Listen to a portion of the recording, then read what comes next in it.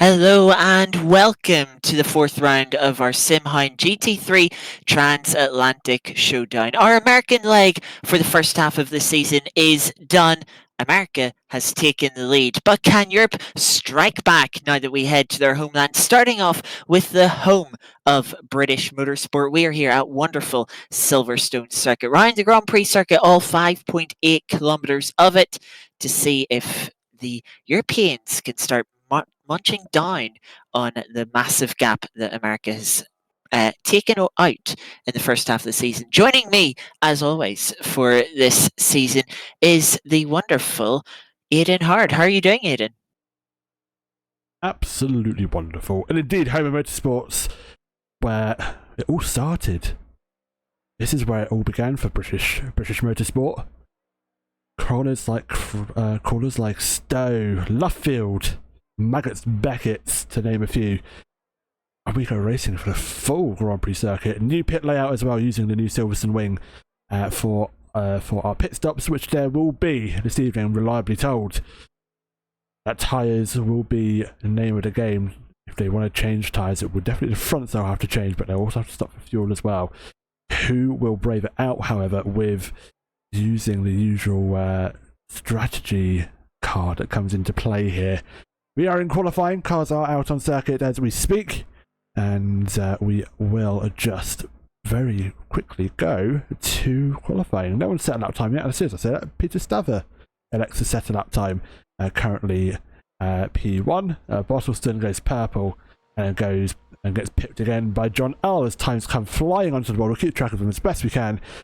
As previous weeks have gone, it is lone qualifying. Everyone is out on track, but they're not sharing the track. They've got their own private kind of view of the circuit, not having to worry about traffic, so it'll be just who can set the best lap time. As we've got pretty much all cars out on circuit, we will try and get all the laps as they come in. But for now, it is John Lloyd just going pole there as well, going for 201.1. Now, we have seen times down to the 2-minute deads, so we are looking potentially for any quicker laps to come along later on in the session. Quarter of an hour time limit, but if you have 3 laps of qualifying, that is your qualifying done dusted, regardless if you use up all the 15 minutes or not. Yes, so we're quite a lot of times coming in. John Lloyd still at top of the timesheets. Aidan Carter just less than 2 tenths off on our first attempt with a purple final sector. They'll be looking to a little bit better. We're watching Peter Stather through the magnificent Maggotts and Beckett's section through the final right-hander. Now through Chapel onto the hanger straight. Hopefully he's carried a lot of momentum as they now make the run towards Stowe corner. Will be a very difficult corner. Shortish braking zone, get the car turned in and hang on to it through the long right-handers. Go over the crest as well. Careful not to unsettle the rear end. We've seen a lot of that over the course of the season so far, and even in just a bit of practice we saw before this qualifying session, drivers were struggling with the rear end as well. Through the Vale chicane then for Stather.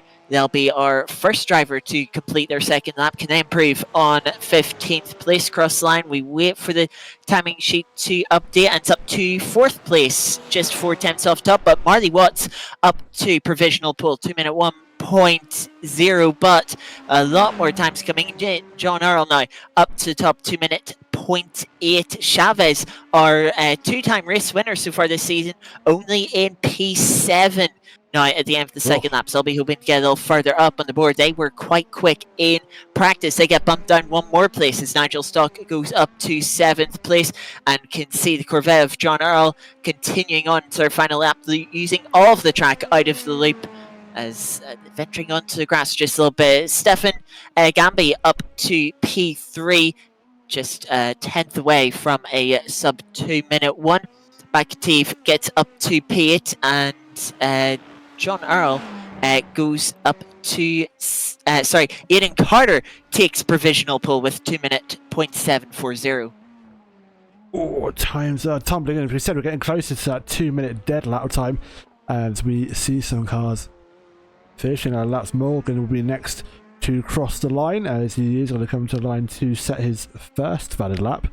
What will it be for him? It'll be a 2-minute 2.3. Peter Staver next to go to the line. Again in that Porsche, I think this will be his final flying lap. Personal best first 3 mini sectors. Personal best. Bottleson just behind him on circuit. You can't see him, but he's just behind him on circuit. Purple second sector. Personal best third and fourth. We go through the final mini sector here for Peter. He dives to the pits. He calls it quits. Bill's out on lap, so Batovson not improving in the first sector, but fastest of all through the second sector. Personal bests third and fourth sector, just 1 corner to go now, flat out through club corner onto the Hamilton straight. Across the line, we wait for it to update, and it's P3, 10th and a half off the top time. Thomas Wright, though, with a purple middle sector, goes to the top, breaking the 2-minute barrier, 159.948. They have set the benchmark for everyone else to beat. Stefan Gamby not improving in first sector, but personal best second, third and fourth sectors. Will they be able to improve as Nigel Stock just gets a sub 2-minute 1 to put themselves into 5th place? Waiting for the time to update for Stefan. They're up to P3 by just under half a tenth off of Aidan Carter's previous attempt. We look at Mike Pfeiffer's now saying their first valid lap. They're 2 seconds off the pace to come in 17th place. Aidan Carter's spin out of the Vale chicane will ruin their final lap. Toy crosses the line. Have they improved? We wait for the time to update. No, they have not. Ivan Orlov now crossing line up to 13th place. Jared Page crosses the line. Doesn't improve on their, I believe, their final flying lap. Yes, indeed. Next across the line will be Charlie Morgan as they're completing their second flying lap. They still have 1 more to go. Wait to see the time update. It's 18th place, only a couple of places. They have 1 more lap to try and further improve there. Can see Daniel Chavez, I think, will be one of the next drivers across the lineup. They will be in. Indeed, this is their final flying lap, improving in the first 2 sectors, but not improving in the third middle sector. It shows Batovson on a lap, but they've already completed all 3 of their qualifying laps, and they dive into pit lane.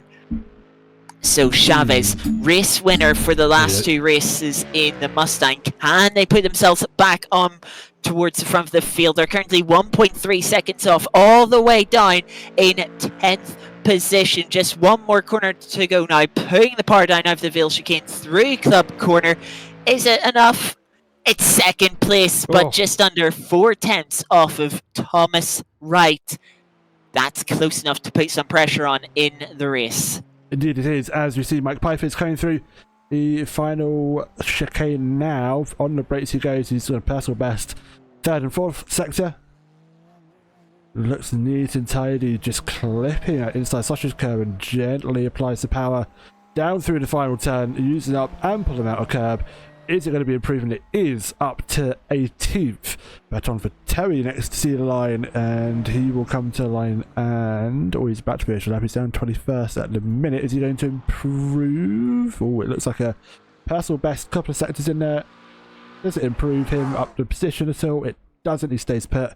And I think Charlie Morgan finishing his third and his final lap. Mike Pfeiffer's is still on circuit, but I believe he's pulled off and will turn to the pit lane. I just want to correct myself, it was Thomas Wright who won last week. Of course, we were worried they were going to get a post-race penalty in the end. Of course. None came through, so they did hold on to last week's win at Long Beach, and they are one of our 3 winners that we've had so far this season. Charlie Morgan very briefly up to 11th position. Improves him, and that's going to be him return to the pits. I believe... That's qualifying done and dusted, but these guys may just be using the time just to familiarise themselves with the circuits. Mike Pfeiffer and Molly Watson now on their 3rd lap officially, but I don't think it's going to count. Yes, everyone has used up their allotted laps. Well, there's a few drivers that only completed 2 laps, but they're not opting to use their 3rd lap. Maybe potentially because let me just double check, it's It's been a little bit. Tyre wear wasn't a concern at Long Beach, but Silverstone, very high speed nature of this circuit, certainly is more of a concern. But yes, the tyres that the drivers qualify on will be the tyres that they start the race on. So those drivers just thinking, hang on, I don't want to put an extra lap on the tyres. I want to try and save a bit of extra tyre life for the race. Whereas these drivers that we're watching now towards the end qualifying, thinking the other way. They'd rather have the practice in, not as concerned about how much tyre life they take out with these laps. We do have two drivers that have failed to set a lap time.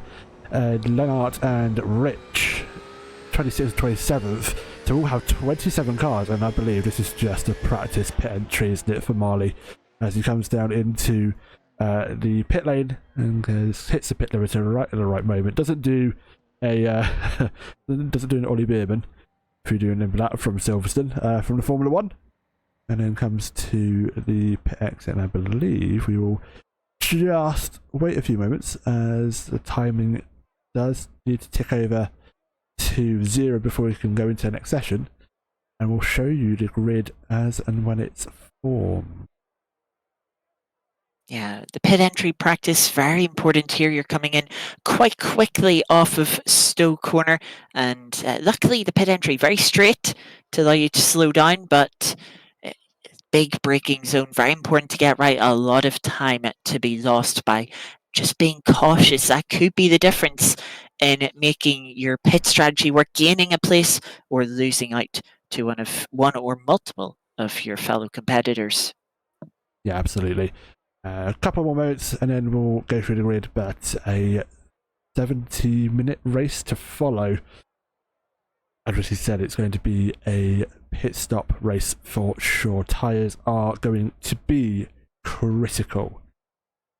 Yeah, update on the standings. We came into Long Beach with America having an 85-point lead. They outscored Europe by another 37 points to bring that total lead to 122 points. It is quite the lead, is of course the biggest it has ever been in the series. Actually, no, I correct myself.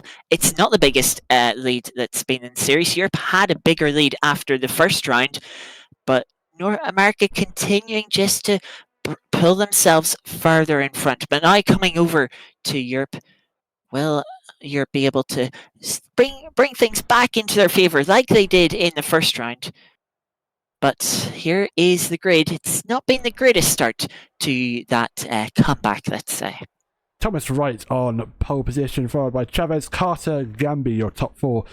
Fifth is John L. P6, Ronald Bottleson, Nigel Stock 7th, Marley Watts 8th, top 8 covered by just over 1 second. Lloyd 9th, Ben Holmes 10th, Morgan 11th, Bloomquist in 12th, 13th, back 10, all on 14th, Osbaldeston 15th, Cleaver 16th, Tomlinson 17th, Staver 18th, Pfeiffer's 19th, Narinsky in 20th, for Terry 21st, Pinder 22nd, Brown 23rd, Philip Stables in 24th, and then we go down to the final row of the grid, or final row in a bit. Jarrett Page, Lennart he did send me how to pronounce that name, that's a little bit annoying. Lennart in 26th, I have to relearn it again. And Adrian Rich in 27th, now 26th and 27th. I'm not sure if they had qualifying badges, so they have not set a lap time. Yes, it's Demunk. Demunk. Yes. Thank you. I did not spend a lot of time scrolling up to find that message. Demunk. Oh, you're going to have to remind me of that. Demunk. Demunk. Demunk. Demunk. And hopefully I'm getting that right and not butchering it further. I'm just going to blame you. It's fine. Anyway. Oh dear Lord. Waiting for a couple of cars to go to the grid, just waiting for Terry in 21st and Adrian Rich at the back of the grid to join this queue of cars, and we'll then racing. Rich has joined, and now we just await Berton for Terry, and then we'll get going for the race. For Terry's not gone to the starting grid, so we'll start from the pit lane if he doesn't get going now. And indeed, he will start from the pits. Yeah, well, we'll see what's at play there. Maybe just run out of time. Maybe he's had to take a step away from the sim rig and not quite got back there in time. We'll have to wait and see if they make it out of the pit lane to start the race. Hopefully they do. Be interesting to see if they're able to make some positions back up. But everyone getting a bit of warmth into their tyres, which they will certainly get a lot of throughout this race. Ambient temperature 21.5 degrees Celsius, track temp 30 degrees on the dot. They come out of the Vale chicane and Thomas Rise already put their foot down. So we're away here for the fourth round of the Transatlantic GT3 Showdown, heading up to Abbey Corner, fling it in. Maybe not quite flat out on this opening lap, but using all of the track is Thomas Rise. Everyone filing out into single file behind, into Village, trying to go round the outside. Aidan Carter on Daniel Chavez, not quite able to hang it the long way round. As further back, it looks like a couple of cars getting caught up amongst each other. One being Nigel Stock, who has a slow exit coming out Village, trying to hang it round the long way round. Careful, Ben Brown, not to tap the McLaren, which they do avoid, and will get position. Someone going for a spin though is Ivan Orlov. Had trouble at Long Beach, picked up a couple of penalties as well. They have spun round to the back of the field. Do they have? And they'll be rejoining, and Dan Tomlinson's dropping as well. What's happened here? There's a car spun going into the complex, and that was again the car of Dan Tomlinson. Sadly, that's oNiD Racing Mustang having an issue. We'll jump back to some of these incidents as we go into the latter part of this race. The leaders are away. Aidan Carter looks to get raised here. Daniel Chavez on the outside for the complex. Oh, sorry, the yeah, no, that's not the complex. What am I saying? I know what I'm saying. It's fine. It's Silverstone. It's fine. Going through middle sector. We'll now go down on to the back straight for the first time of asking, and can't get a move done on the Mustang. Or the outside line didn't help him going through there. The Mustang really goes defensive. Oh, actually, it's weaving, trying to get temperature into the tyres.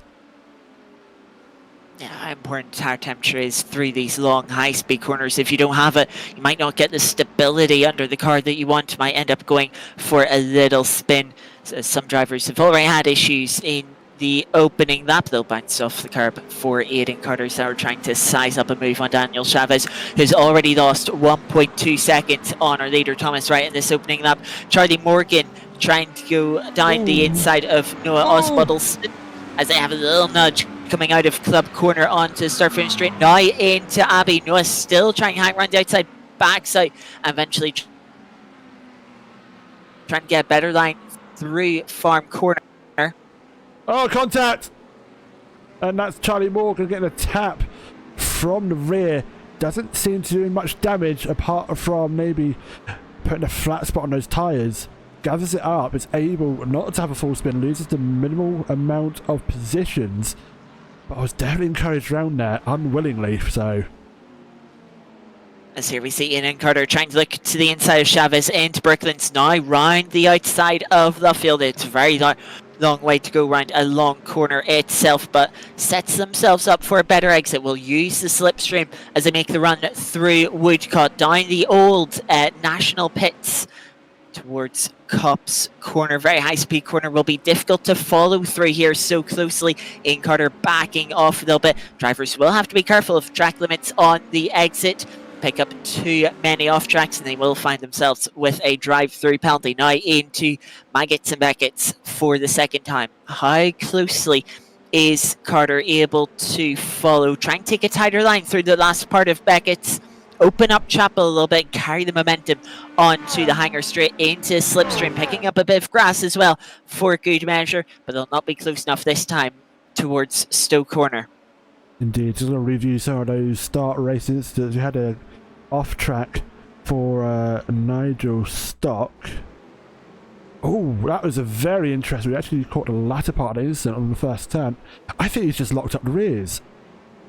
Which is very odd. These cars, these GT3 cars, do have ABS. No, he's lost it well before that. Turns in, and rear just goes drifting, catches it, and is able to avoid. Very, very lucky for Nigel. We'll keep going once more. Yeah, I mean, a car spinning like that coming into Village, very dangerous. Luckily, very well held there, and yeah, it could have been much worse than it actually was. As issue for Stefan Gambi dropping down the order, facing the wrong way out of the loop. Will get going again, but a very difficult place to get going as a train of cars comes through. We'll try and get past as they're stuck on the apex of entry. The Mustang Demick will get round the outside, and they'll fall all the way down to 20th place. Horrible for him. Let's see what happened. You go to a replay once more, and is this just too much right foot on exit? I do wonder. Yep. Yeah, while these cars do have traction control, it's not your saving grace. Just helps you a little bit with that 5%, but you try to abuse it, it will not save you. It will just let go and let you go for a spin, as Stefan found out. Now trying to hold on to 20th place from Nigel Stock. We just seen that replay of their opening lap. Having struggles themselves. Stefan down 16 places from where they qualified. Nigel Stock down 14 places. So both of them were up in the top 10. Now find themselves fighting over the last spot in the top 20. Indeed they are, which is a sad thing to say, but they are going to continue nonetheless, and will hopefully see this race out. Still a lot of race to go. We've had 6 minutes of our 70-minute race here for round 4 of the Transatlantic Championship, as Joe Pinder has just dropped a couple positions and might have just got a little bit mugged here by Victor Narlinski. Always got the position back, and Ben Brown's got an exclusive front row seat to all this action. Yeah, we'll be waiting to see if any opportunities come their way. Meanwhile, in the top 10, we have a bit of fight between Ben Holmes and Noah Osbalduston, fighting over P8. As you can see them here coming out of the loop. Noah being pushed to the curb by Ben Holmes as they were trying to hang it the long way round.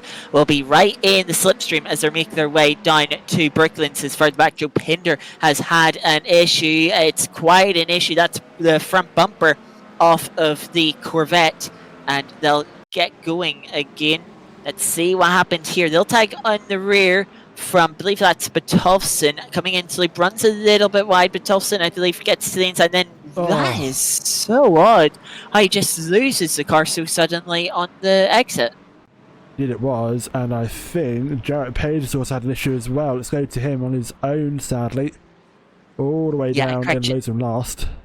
That was Victor Narinsky that Pinder was fighting with, and you can see here just a little bit too much speed into Village, and the rear goes round for Jarrett Page, drops him to the back of the field. For Troy, by the way, has got going again, is 27 seconds off of the lead, has found themselves in front of Orlov and Page, who have had their respective issues.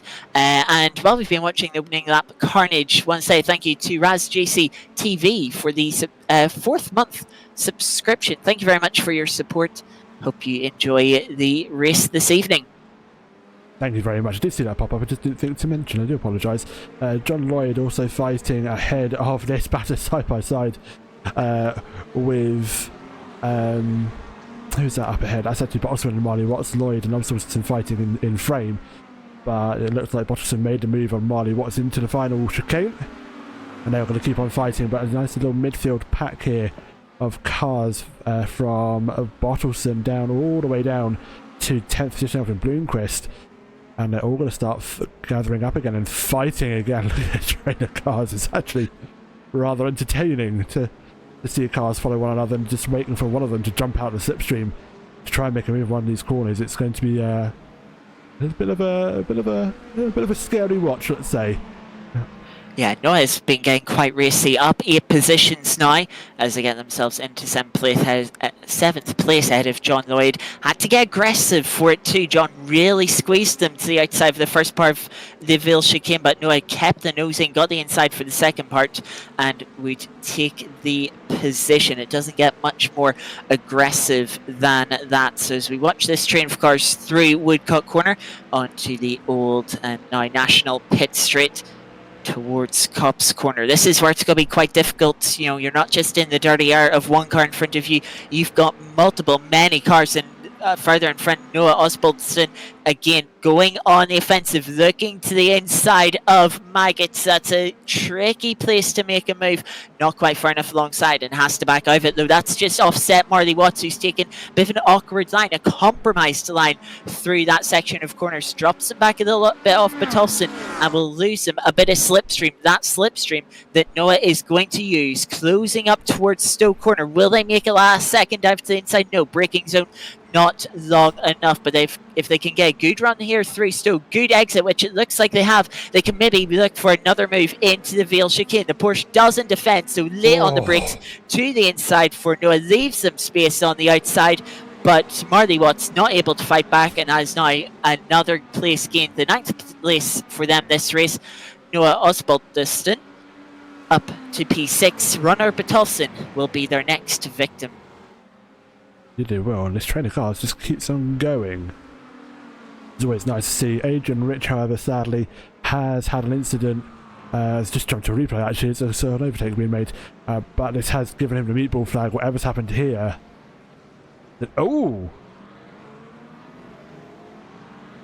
Oh, just catching the end of the barrier coming into Village Road, unfortunately.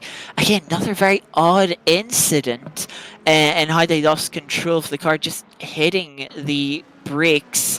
We'll get another angle of it here as they're behind the number 62 car of Joe Pinder. It was going, he's tried to catch it and it snapped on him. And that's a massive hit. Massive, massive damage. But actually left rear wheel is hanging off. No wonder he got a meatball flag. Yeah, I believe he had to tow that back to pit lane. Wasn't able to quite drag the car round. Ben Holmes dropped a place or two while we went to that replay. They've now finding themselves at the back of this train. This is the loop. We just started seeing the start of this. I think it was a black Corvette in front of them, made the move initially, and then Elvin Blomqvist was able to get through as well for P9. Trying to come back towards Brooklands is Ben Holmes in the Corvette, trying to hang it the long way around. Doesn't quite have enough confidence and eventually falls back into line behind Blomqvist. Indeed he does. And now Osbaldson now right on the tail of Bottleson. Actually on the outside for the final chicane. Then becomes the inside. Cheeky, nice move there though. Very similar move to what they pulled on John Lloyd as they made their way through the trains, still setting a personal best lap, making that move. They're going to try and chase down the 4.8 second gap up to John Earl in 4th place. I imagine they will have the pace to close that gap in, and still plenty of time left in this race. Just under 1 hour to go in this 70-minute race. Of course, still a pit stop for everyone as well. Noah Osbaldson, I would say they have a chance of a podium here. Yeah, you've got to think, haven't you, of Noninsky's dropping. As I think he's had an incident, has Victor. Drops a few positions and looks like will rejoin ahead of Dundruck.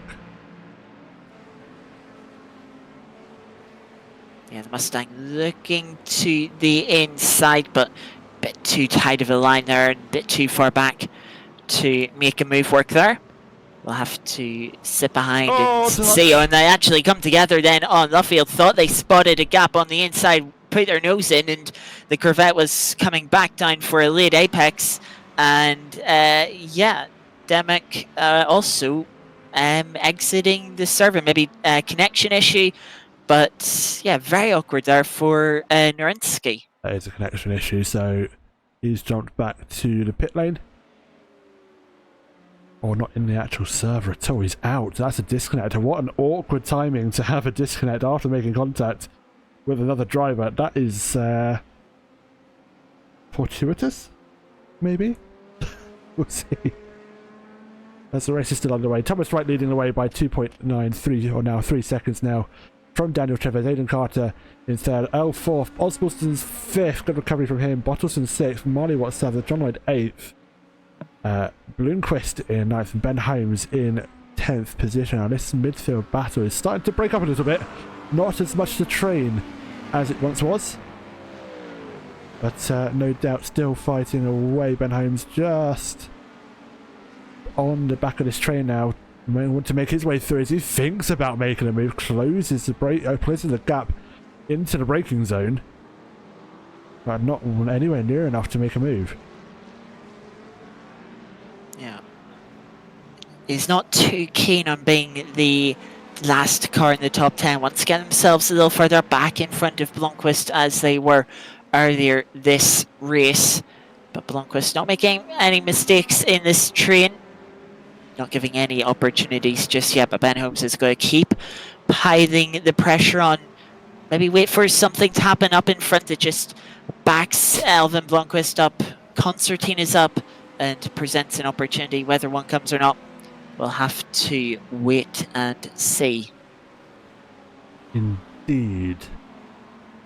However, 7th and 6th getting mighty close together just ahead of this battle. It is John Lloyd. Marley Watson Bottleson. As actually there's a car dropping the order. That's Matt Cleaver who's had an incident and he's off.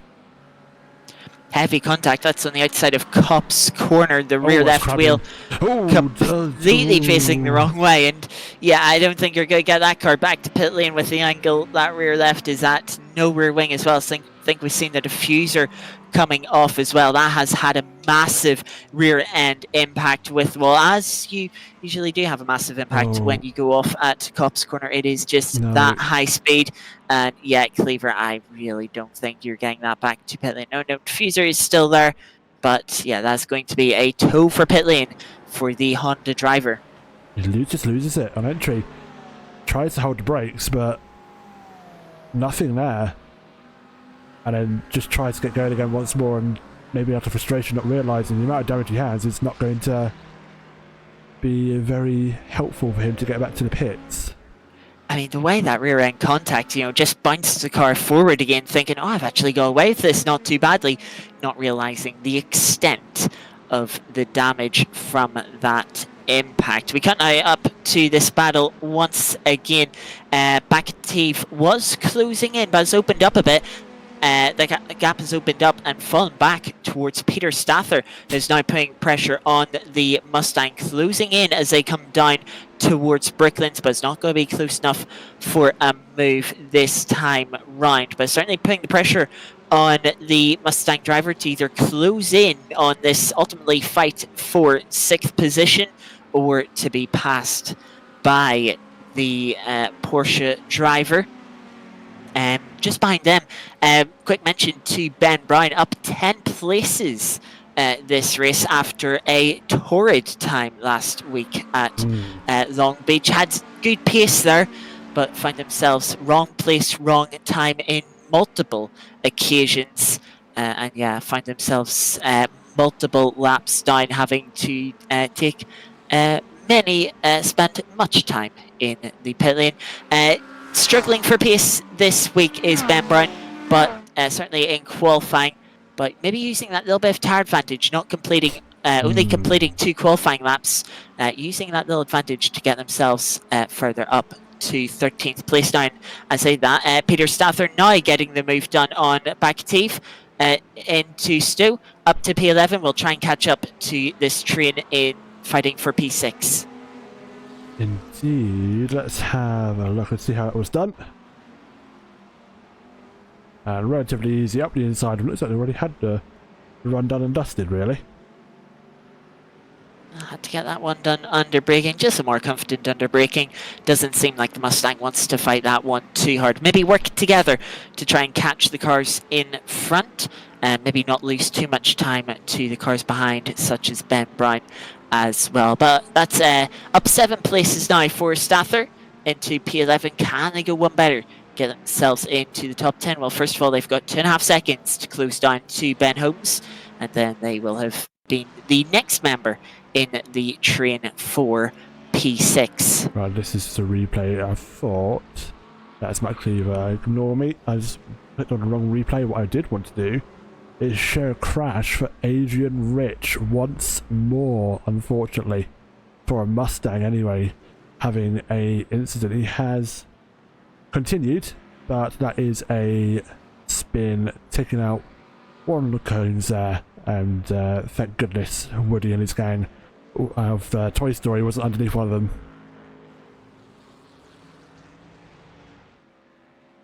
That gets going once more, does Adrian. So the field's spreading out a little bit. This battle close, but not close enough for any passes. Peter Stather's actually lost a bit of time to the group in front. Someone losing time as well is Elvin Blomqvist, who's had a bad run, has dropped to nearly a second back off of John Lloyd in front and given an opportunity to Ben Holmes. Has to defend the inside through Stowe corner. Will give Holmes the better exit. Which side will Holmes go? Defending the inside towards Veal chicane is the fry, but we've seen that hasn't stopped people from making moves around the outside. Ben Holmes, though, not confident enough to make it work this time around. Will settle once more for P10. Though Elvin Blomqvist, big twitch out of club corner, straight into the wall on the exit. That's going to be heavy damage. Oh, he might have just got away with a graze against the wall. That is not a graze. Club corner is a high-speed corner. That twitch, it is a toe to pit lane. Disaster for Elvin Blomqvist. The car just sliding. You could see the rear end slide. He goes to correct it. The front grips up and he effectively turns the car into the wall. Heavy impact. And yeah, that is going to be difficult for them. Victor Norinsky back to pit lane and out of the race as well. John Earl dropping down the order. Everything happening all at once. Let's cover off. John Earl was in P4 coming into Brooklands. The rear end starting to slide around, just couldn't save it, and then finds themselves backing up. That's Jarrett Page, who already had a spin, and John Earl will choose to go round the stricken Mustang before rejoining on the outside of the field. They've dropped down to P9 now, but they've held within the top 10. Victor Norinsky, what's happened to them as well out of the race? Just want to try and find a video. Oh, that's what happened. There was contact.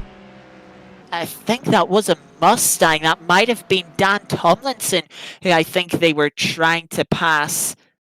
We wind this one back. It is certainly a Mustang, and pretty sure that is the Dan Tomlinson Mustang. It is indeed. So here they are coming into Abbey Corner. A little bit of slide, a big wiggle for Dan Tomlinson. Tries to save it, but ends up collecting the Corvette. Very unlucky. Makes it all the way to the wall. Another heavy impact with the ball. That is Victor Norinsky's day done and dusted, unfortunately for them. And that explains the damage.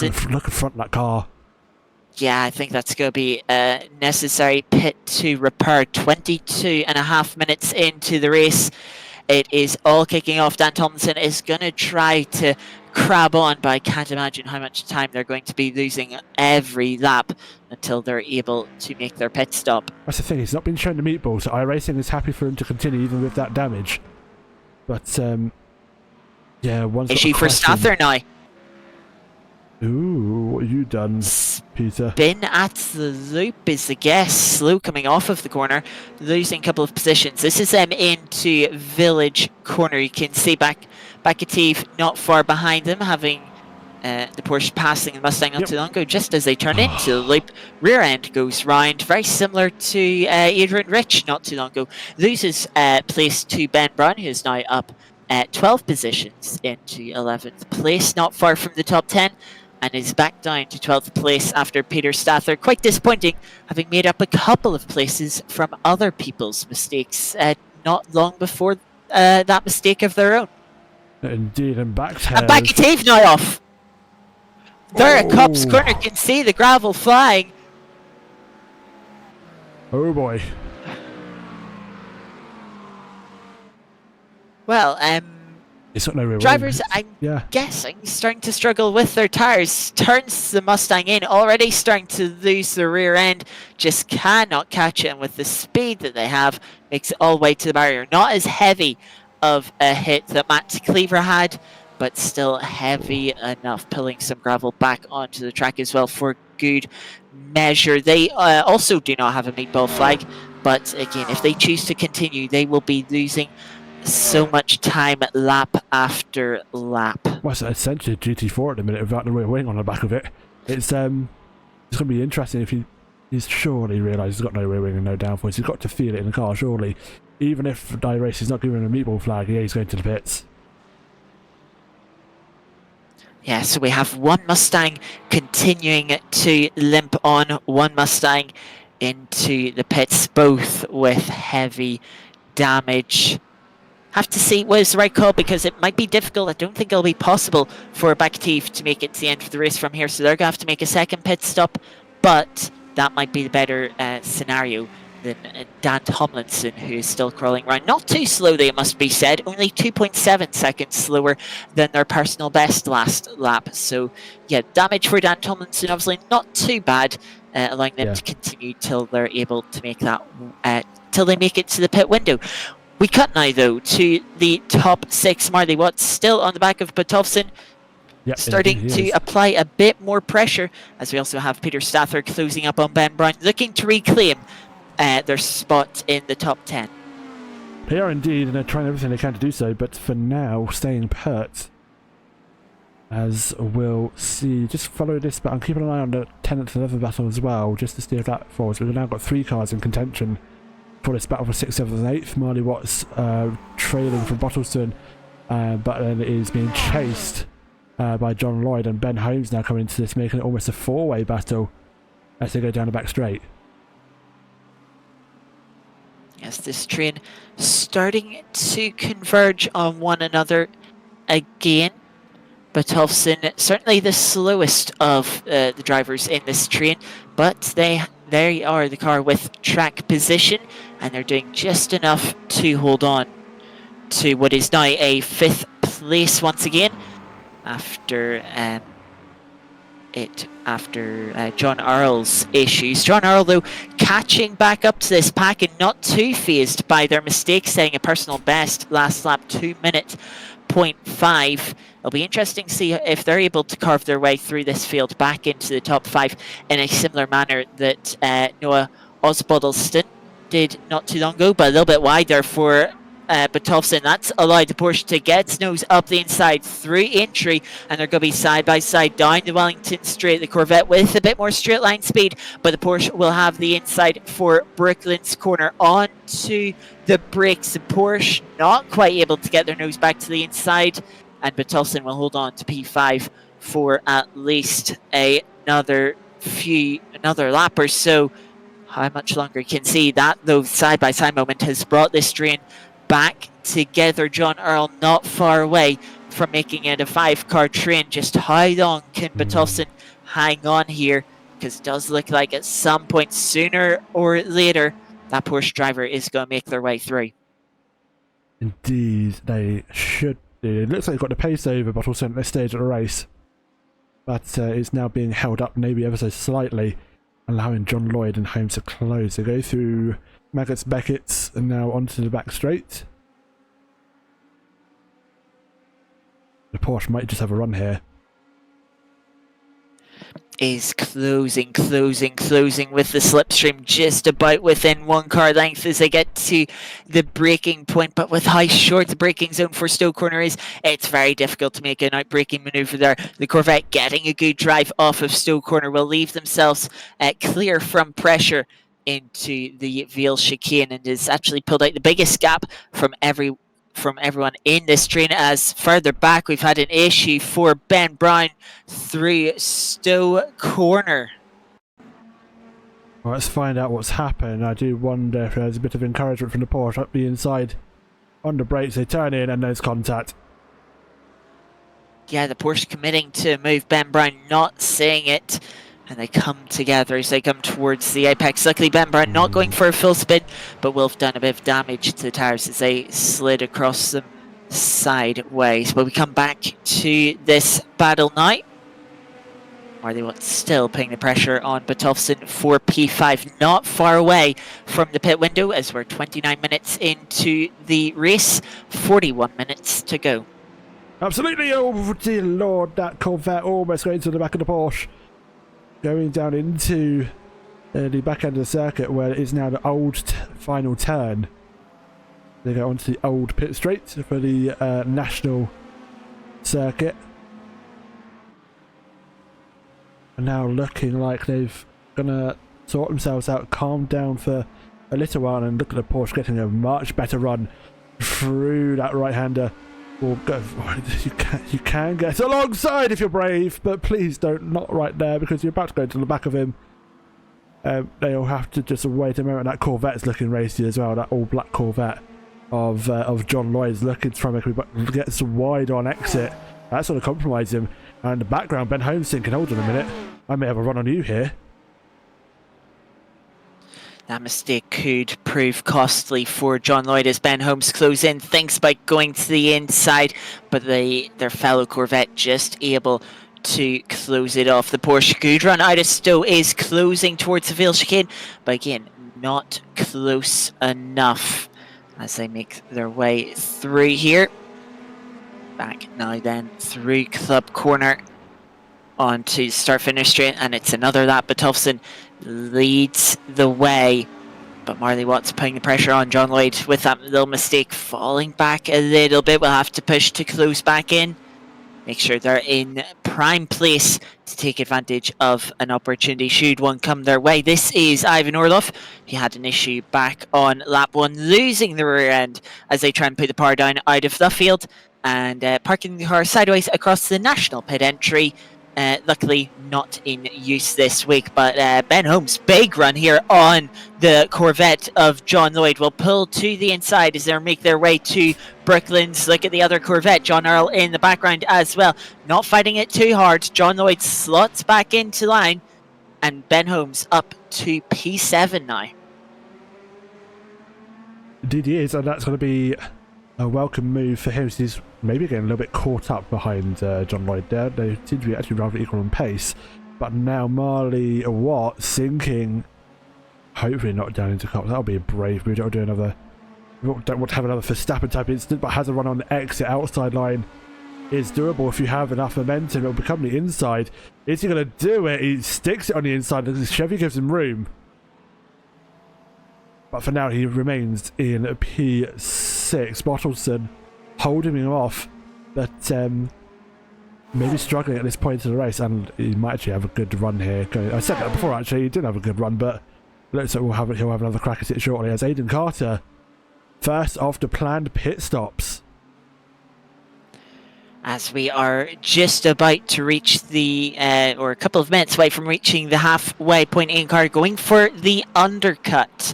So they are to try and get themselves maybe ahead of the Mustang in front of them. But there was a bit of a gap between the two of them, so we'll have to see how it pays off. Maybe just making sure that no one behind can pull the undercut on them as well. Peter Stather as well, trying to challenge Mike Pfeiffer's for the top 10, final top 10 spot. As we can see them coming out of Club Corner. Got very close, but wasn't quite able to make the move on the Honda driver. And we'll have to wait for another attempt. I can quite imagine Marley Watts able to get, always seems able to get a good run out of Copse Corner towards Maggots and Beckett's. Probably wishing that Maggots and Beckett's was on a different part of the track, and maybe somewhere like Village or Brooklands was after Copse, so that they could get the move done, get themselves in front of the Corvette for a net 5th place. Indeed, Peter Stafford actually just cut away from that battle. Actually, it's made the move up the inside, and that is because the Honda of Mike Pfeiffer's went wide onto the AstroTurf. Bit of dust was kicked up, and that's going to kill his momentum onto the back straight, and that's going to save for Peter. Thank you very much. Don't know what you were doing, but I will take that position. There's contact between Morris and Holmes. The Porsche trying to carry the momentum through Copse Corner once again, just a little too close this time, tags the back of the Corvette, sends them both spinning. Very luckily for them, they both somehow through Copse Corner managed to avoid the wall. It looked like the Corvette might have been losing the rear end themselves before the contact. Look how close it came to the barrier. Luckily, the gravel just stopping them in time. They'll have little bit of contact from the car-to-car, or a little bit of damage from the car-to-car contact. Luckily, nothing too significant. He was already Turns losing it in. Yeah, was already losing it. And when you're losing the car, you can't get back on throttle. The Porsche not quite realizing that. Tried to get on throttle, and, well, the Corvette just in front of them, not allowing them to carry speed. Both of them will come to pit lane after that incident. Well, it's going to be a bit of a reset for him. Fresh tyres, refuel for the end of the race. That should see him to the end just as we hit the halfway point now. Yeah, of course, these drivers don't have to take tyres. It is up to them whether they want to give away a bit of track position, bit of time for the better tyre grip, eventually to then make up that time. Will they be able to overcome the time lost in pit lane with new tyres or not? We'll have to see if anyone does decide to switch the strategies up. Thomas Wright, though, still leads the way in the Corvette, leading what was, before the pit stops, a 1-2-3 for North America. Noah Osbaldeston is the highest placed European car. Currently in third, will be in net fourth after the pit stops, having raced their way from 15th on the grid. They've had a brilliant race so far after, we'd have to say, is a disappointing qualifying session with how much pace they've shown in the race. But yeah, they are the first driver to fly the flag for Europe, with Alex Shahabi having to miss this round. But we still follow this battle. While there was an incident between the Porsche and Corvette leading the way, this trio of Corvettes still right next to each other, just under a second separating these three cars. Currently, it's John Lloyd who's putting the most pressure on Ben Holmes, but taking it safely through Stoke corners. They follow one another. Indeed, and none of them would like to go to the pits as of yet. They're going to keep on racing, but at least one more lap. I see Baktev has gone off circuit, sadly. Let's see what's happened to him. He's really lost it through turn one and almost collecting a car right behind him as he follows through. He does rejoin. And that's just going to be damage to the tyres and maybe a new pair of undies. As we do see a couple of cars now coming to the pits in the midfield. Mike Pfeiffer's and Charlie Morgan. Though Mike Pfeiffer's, they may be taking their pit stop this time around, but it'll be another trip to pit lane. As the black flag of track limits, shall we say, has come up.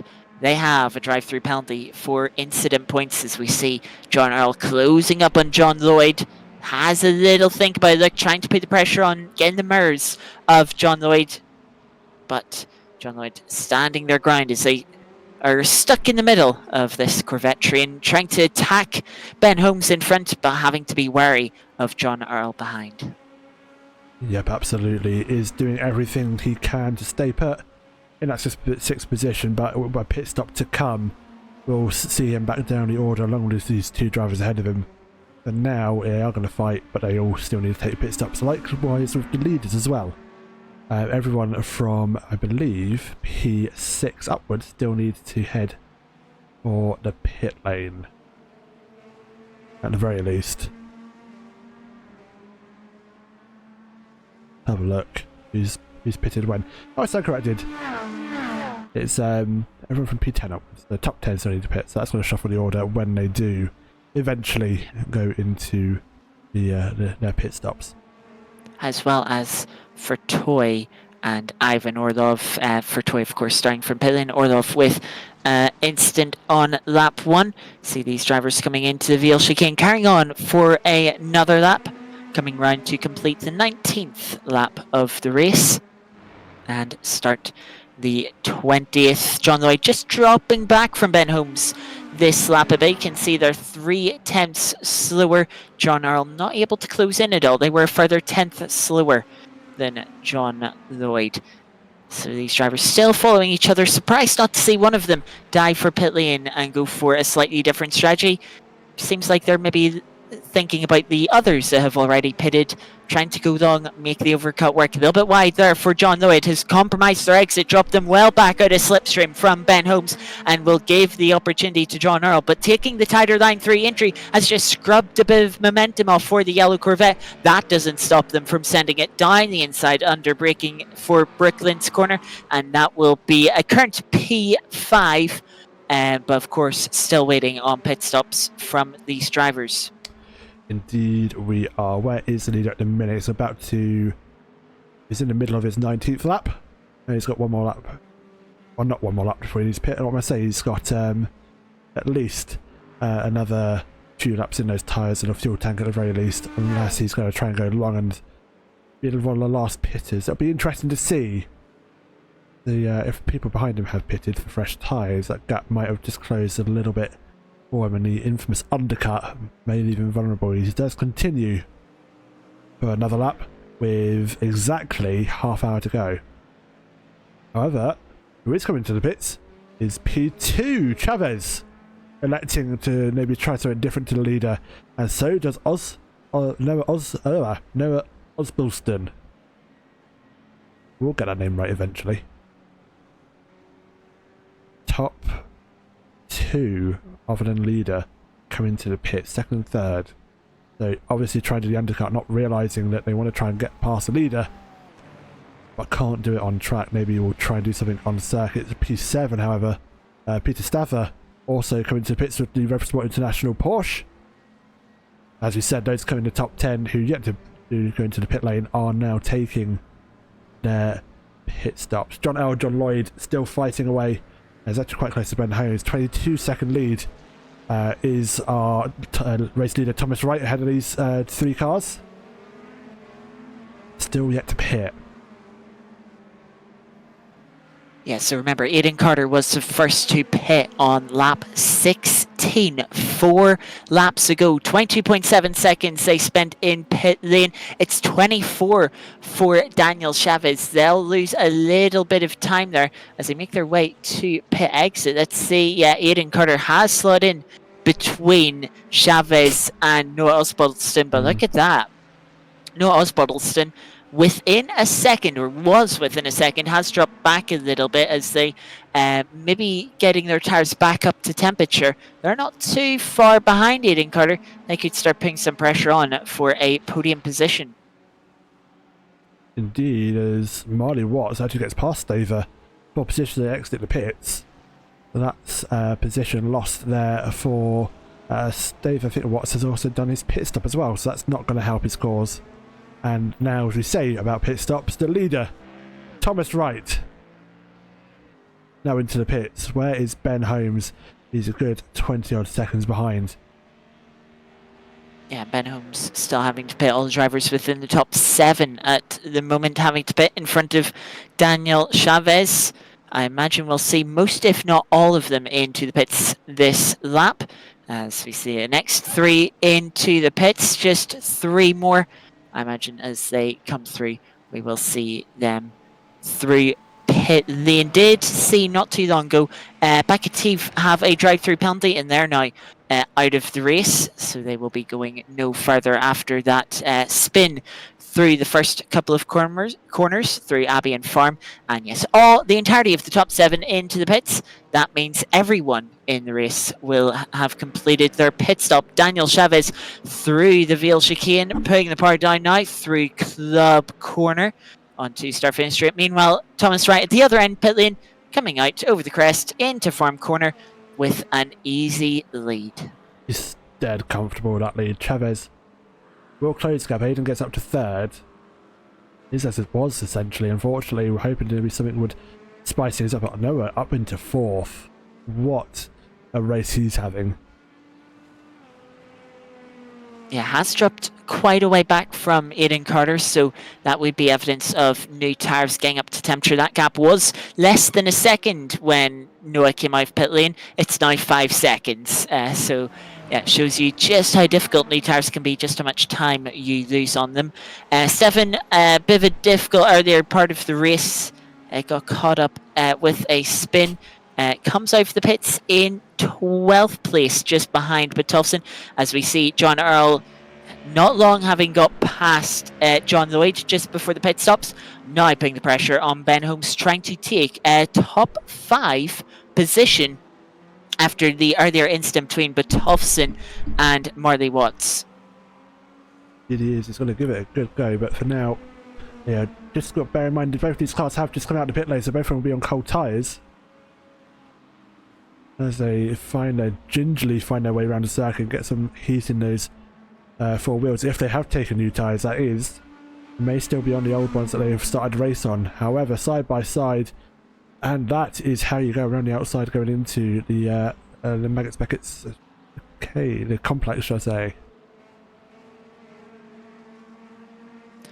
So now with Freer 6.5 seconds behind Noah, we know the pace that Noah has had as they also carved their way through the train that John Earl's just got themselves through. Of course, John Earl did have that mistake earlier that dropped them behind this train when they were running in P4 earlier.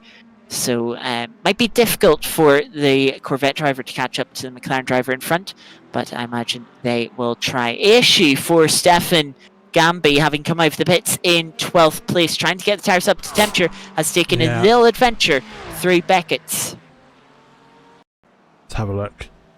This is going to be a twitch on turn in, gets the car turned in, we'll turn it into the right in there. There's the twitch.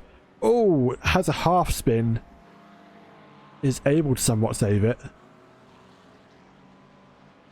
I have a feeling that's a recipe involving cold tyres and lack of patience to push the car again.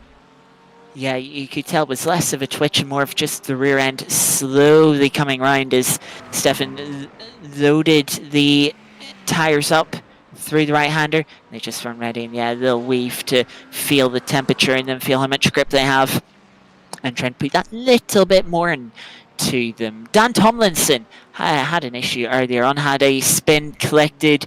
Narinsky gave them a bit of damage. They have picked up enough instant points to earn themselves a drive-through penalty, which they are heading through pit lane now to do so. This was the last of their infringements. There was another moment losing the rear end into Cop's corner. That was the infringement that gave them a drive-through. Oh, that's always frustrating when it's a mistake that costs you plenty of time, damages your tyres.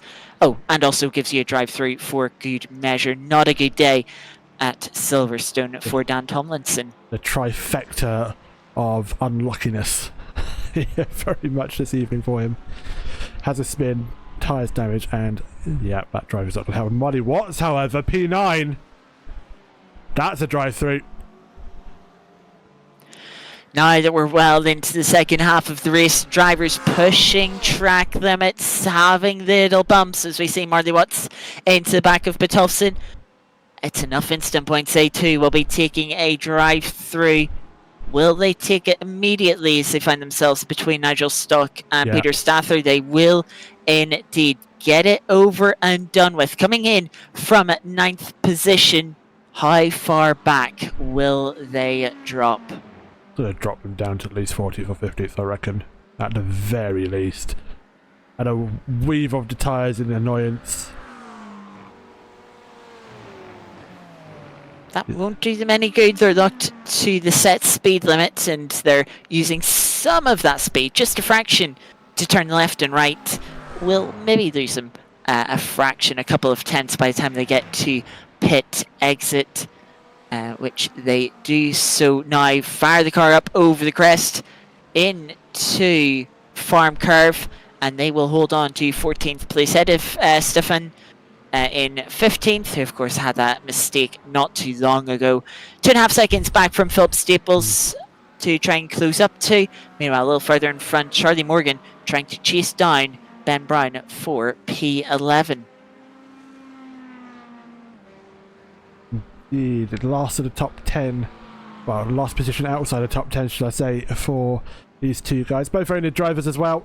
Charlie Morgan with the pink tyres and Ben Brown with the white, not what I say, tyres, pink rims, should I say, the actual wheel itself. And Ben Brown with the white rims, just to try and tell the difference. The only team said to us we're going to make it a bit more easier, so you're not looking at the same livery cars just to try and figure out who's who. So thank you, Demoted, I do appreciate that. However, they're going to go to battle very shortly, go down into Beckett's and the complex here. Marty Watts actually dropping a position again. He's actually dropped 2 positions. He's had a crash. Has Marty Watts. He's off circuit. Copse corner once again for the Porsche driver, where they had their moment running into the back of Patolfson. What is it this time? All by themselves, swing the car in, too much curb on the inside, and sells the car, spins the rear round. Heavy sideways like moments. That will have done a lot of damage. Will have flat spots on those tires for sure. Will be a difficult run to the end of the race, and demotes them down to 17th position. That is going to hurt. Salt to the wound. But I do continue. That's the main important thing. Now, with 20 minutes to go, is Wright, Chavez, Carter, Osbaldeston, Earl, Lloyd, Holmes, Stock, Staffer, should I say, and Bottleson, your top 10. Outside of that top 10, we come to this battle here. Baron Morgan is a little bit further back from those Staples, and Gamby for Terry, Pinder, Watts, Orlov, Pfeiffer's, Bloomquist, Tomlinson, Cleaver. Sadly, we have had 4 DNFs. Page, Baktev, Garlitsky, and Lennart. Adrian Richardson in the pits, however, after getting major damage, has got repairs to do. Berton for Terry, having an issue, has dropped a position or 2. And again, another owned car coming into strife. It's the owned Hound Academy. Reffing the Academy team here for owned as well. And let's see what's happened to him. Coming out of farm corner into village. Third right-hander picks the throttle up and just spins the wheels ever so slightly and goes for a little trip into the runoff before the leap. Bit no car damage, bit tire damage. Hopefully carry on. 3.6 seconds up to Joe Pinder if they're able to catch up. And after 3 minutes and 23 seconds of damage repair, Adrian Rich heads down pit lane to complete some more laps. 19 minutes of the race remaining. Hopefully the Mustang driver is able to complete all of them without issue.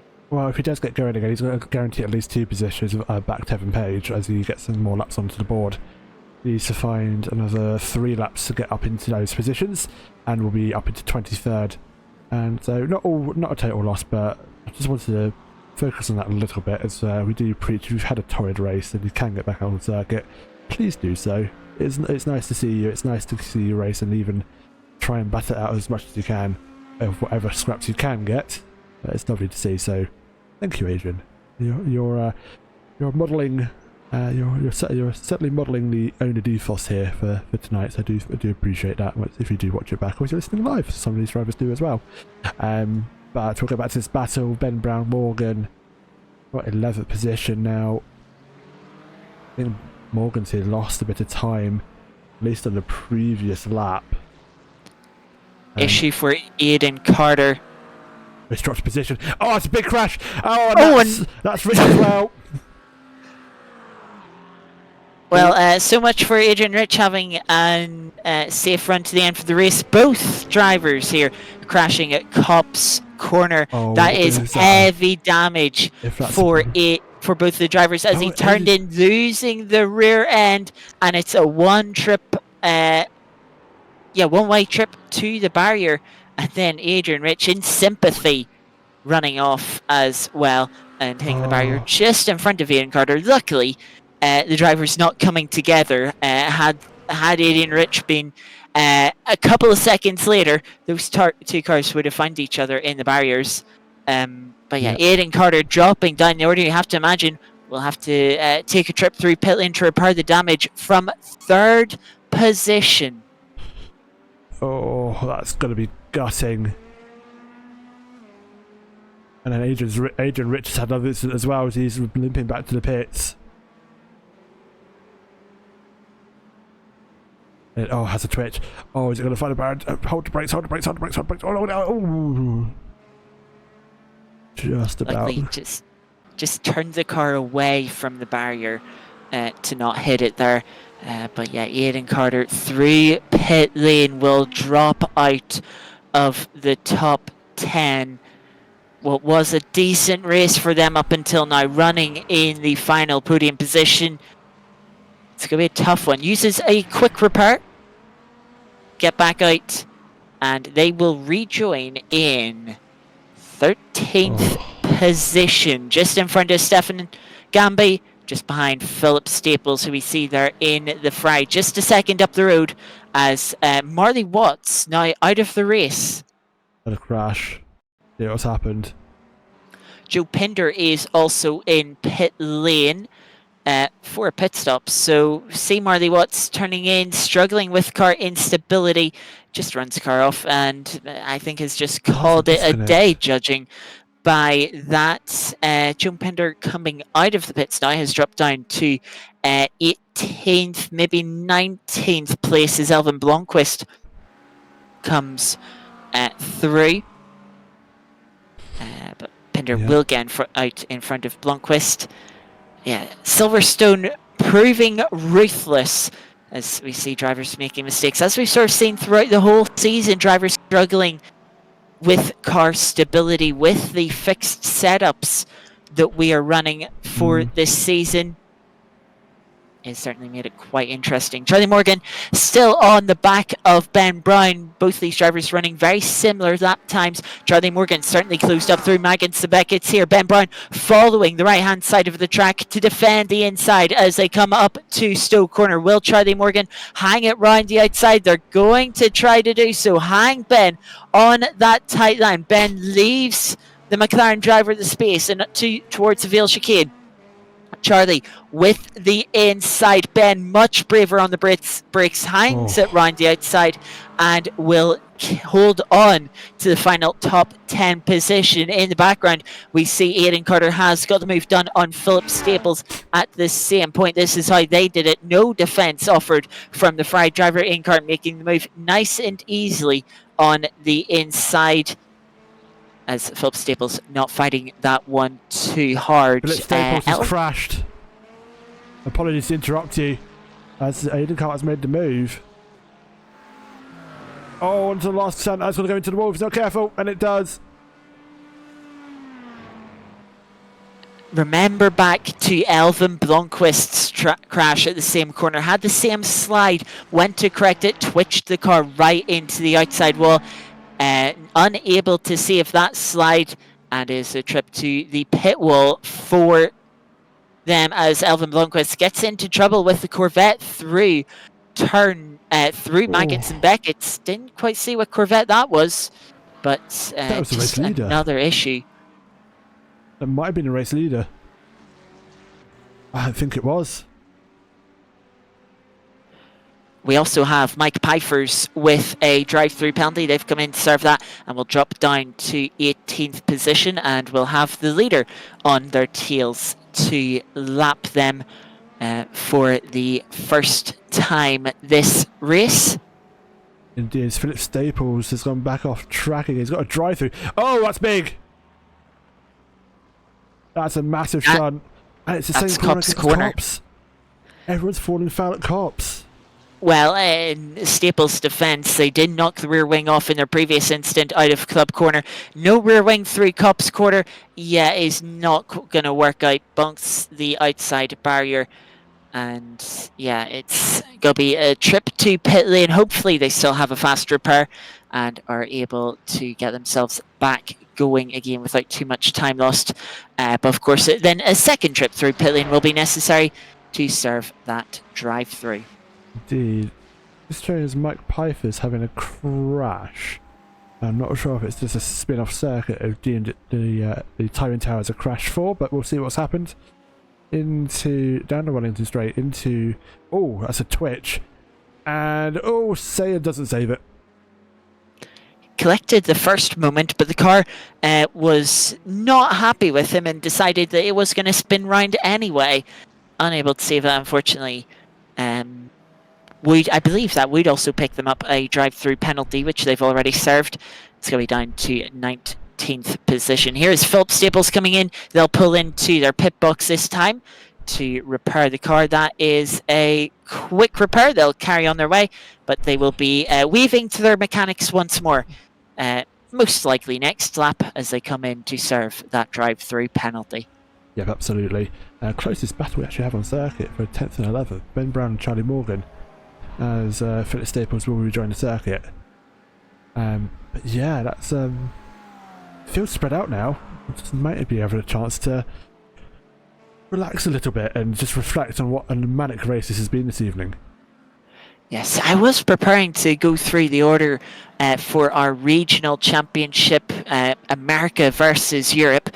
That was right before Aidan Carter was going to throw it out the window anyway. So glad I waited. Top of the field, Thomas Wright leading the way in the Corvettes. We see another issue for Dan Tomlinson at Club Corner. Luckily stays out of the wall this time.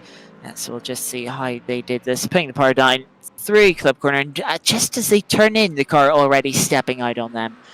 Luckily, it didn't happen any later in the corner. Otherwise, they might have met a similar fate to Elvin Blomqvist or Philip Staples, but they carry on in 20th place. So yes, as I was saying, Thomas Wright in the lead. Corvette leading the way for America once more. Daniel Chavez making a 1-2 for America as they try and extend their 122-point lead that they have coming into the Europe part of the season. But they will not lock out the podium this time. Noah Osbodelston coming from 15th on the grid to up 12 places will take the final podium position and score a podium for Europe. But it's not looking good for Europe back there. Then we have John Earl, John Lloyd and Ben Holmes, a trio of Corvettes filling up the top 10 for America. Nigel Stock and Peter Stather will take 7th and 8th for Europe. Bernard Botolfsen and Ben Brown, 2 more cars for America to round out the top 10. So only 3 out of the top 10 cars within top 10 are European. It looks like America will be extending that 122-point lead. Philip Staples going into the pits for his drive-through. Got his repairs done. And again, just adding insult to injury. That's the drive-through. Will lose position to Bloomquist. Probably Mike Pipers as well. Will probably return to the track in 19th position. However, with 8 3/4 minutes to go, it is Thomas Wright still leading away by about 10 seconds now.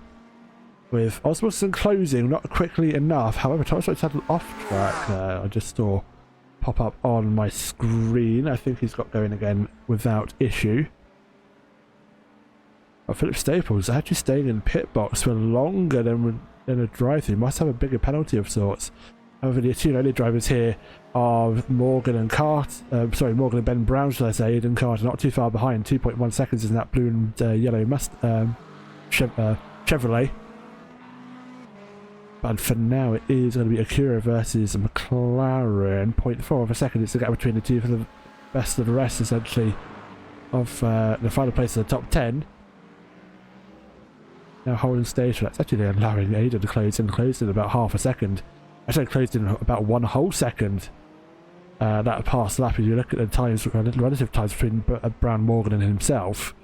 So it is closed in to make this almost a 3-way battle for a 10th position. And Ben Holmes also getting quite close. And John Lloyd for position as well. P6 and P5 almost knows the tail as they go through the old final turn. And on to the old first turn of the National Pit Straight.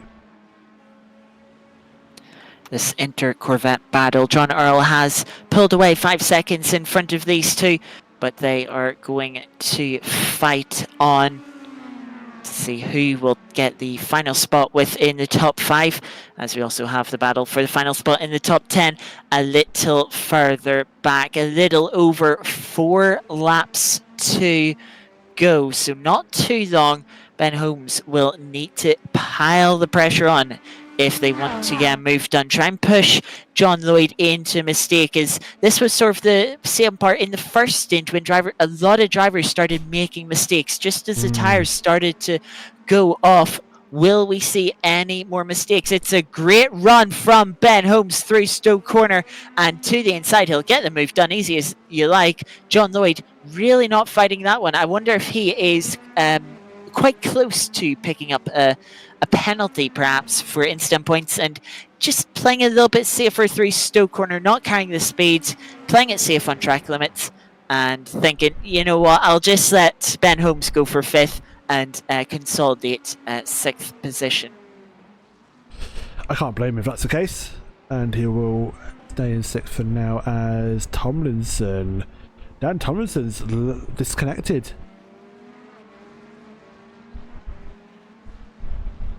So some last minute connection issues here for this 4th round of 6. Only 2 more weeks to go before we end the season. Shortened season of 6 weeks compared to the 8-week season we had last time out. Stay tuned for announcements for next season is what I'm going to say. It is in the works. And we are just seeing out the season before we announce anything. For sign-ups, it'll be your opportunity if you're not signed up and want to get involved.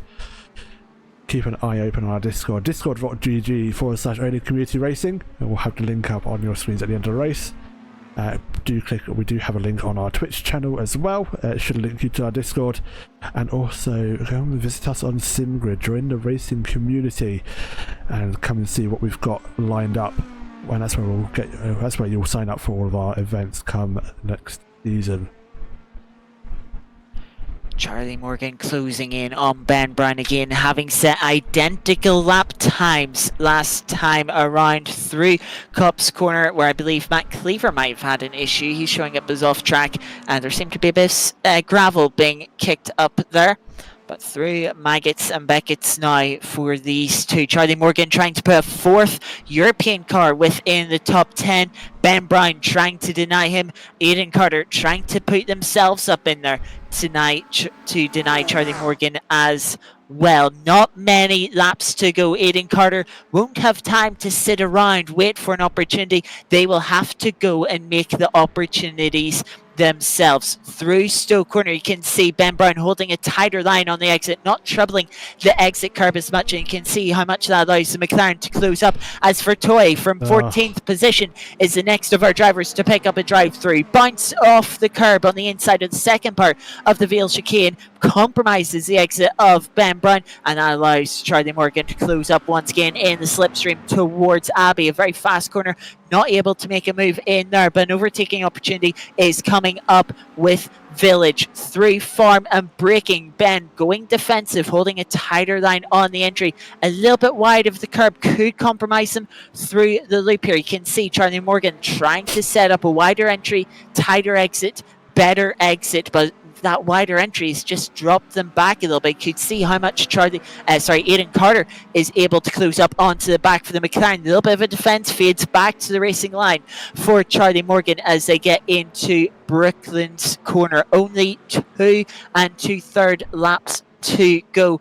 Time is running out. You can see Inkar looking for an opportunity, and now Charlie Morgan really is in the difficult spot of trying to push, trying to find a way past Ben Brown, while also having to defend from Aidan Carter behind towards probably the corner. This has taken most victims this race.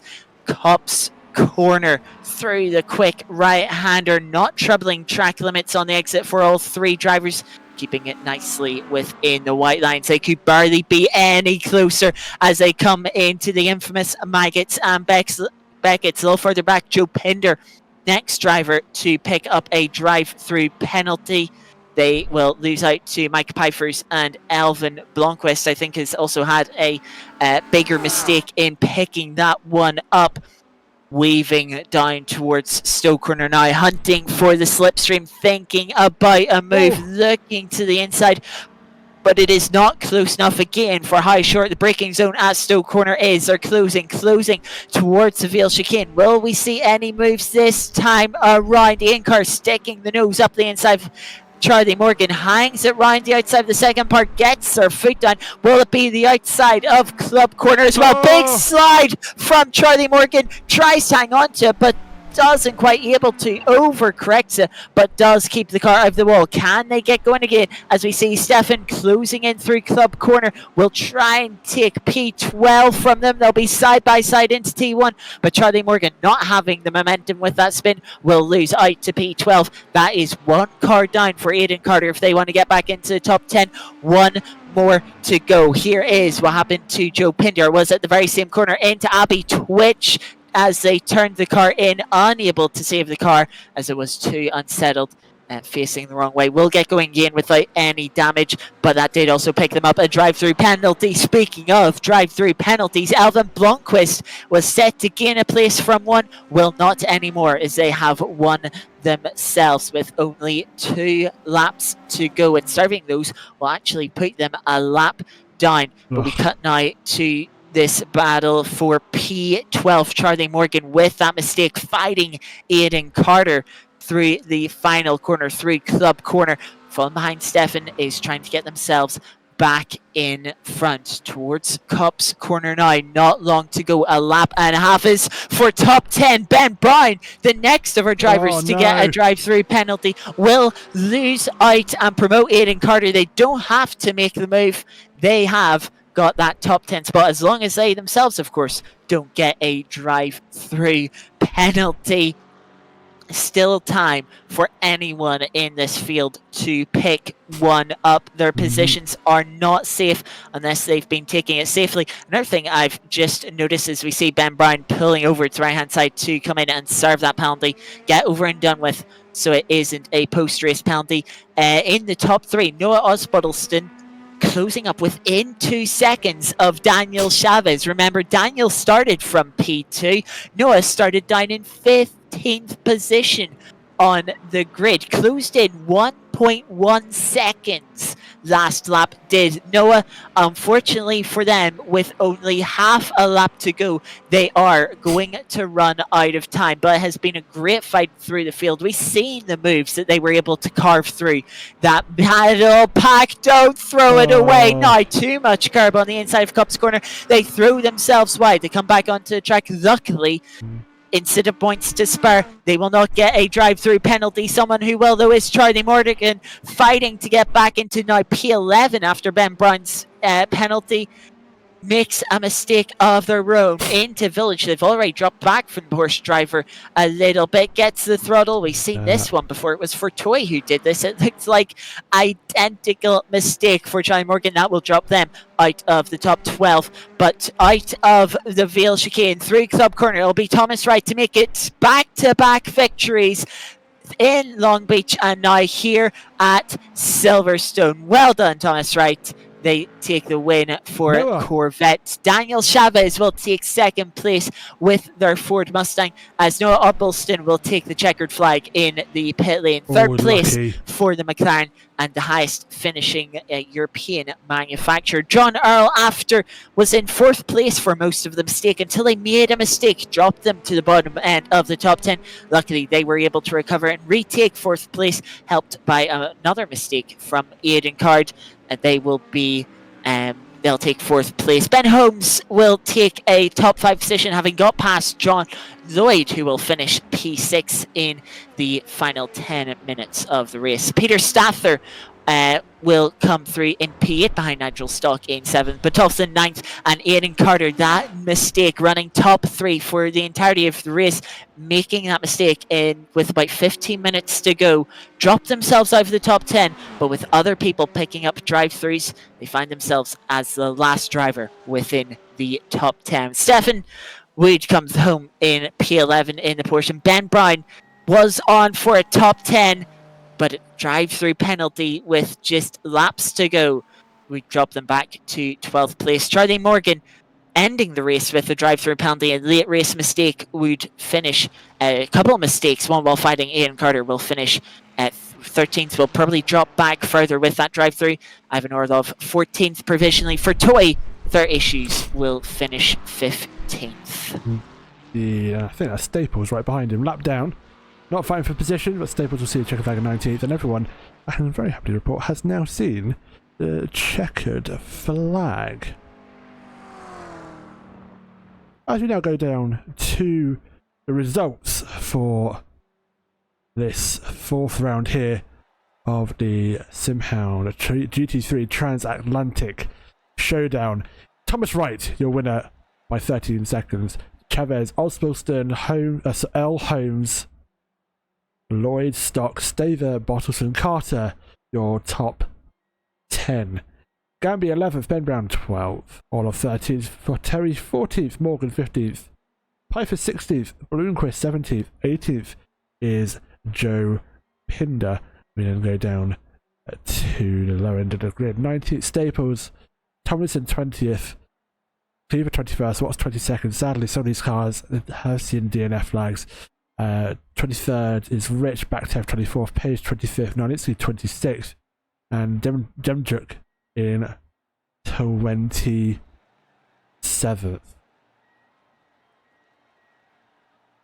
And now we can breathe. We can indeed. The drivers can breathe themselves too if they survived and avoided a drive-through penalty. Some of our drivers said before the race it was going to be difficult. It was going to be very easy to have a spin if you were just a little bit wide off the racing line in some of the high-speed corners. Oh boy, were they right. Many Absolutely. people visiting the barriers, many visiting pit lane for a drive-through from just exploring the track a little too much. An eventful race, but another win for North America. 3 on the trot for them, and they'll be extending their 122-point lead coming into this round. How big will it be for next round? We'll have to find out next week when we head to the Nürburgring. Not the Nordschleife, just the GP layout. But yes, we will be heading to Germany for the 5th and penultimate round of our GT3 Transatlantic Showdown. Absolutely. It's been a pleasure to bring you tonight's race at Silverstone. Same place, same time next week. And as we said, discord.gg/oNiD Community Racing. Come and say hi to us in Discord. We've got some amazing other leagues as well. Sunday night will be the 100 series of that will on LMU. Monday we're back again on LMU for the GT3 MPG. Fuel saving is the name of the game for the GT3 Championship on LMU. Tuesday we'll be back. Hopefully be back with Assetto Corsa. Had some issues this week, hence why no stream on Tuesday. Sadly, the servers went down where we would have been racing at Silverstone, but the old classic pre-international pit straight layout. So going back to the old chicane going into the back of the Luffield complex instead of going down the hangar straight that we've seen tonight. That will be back on Tuesday, and then we'll be back again here on Wednesday, actually, next week, should I say, for Academy, the SimHound Academy Championship at LMU. And then we're back here for next week for the 5th round, the penultimate round of the GT3 Transatlantic Showdown. Folks, it's been a pleasure. My name's Aidan, and Scotty with me in the comments booth as well. We will see you all very, very soon. Be sure to tune in on Sunday for our next stream, and we'll be seeing you all very, very soon. Have a wonderful rest of your week. Good night. Good night.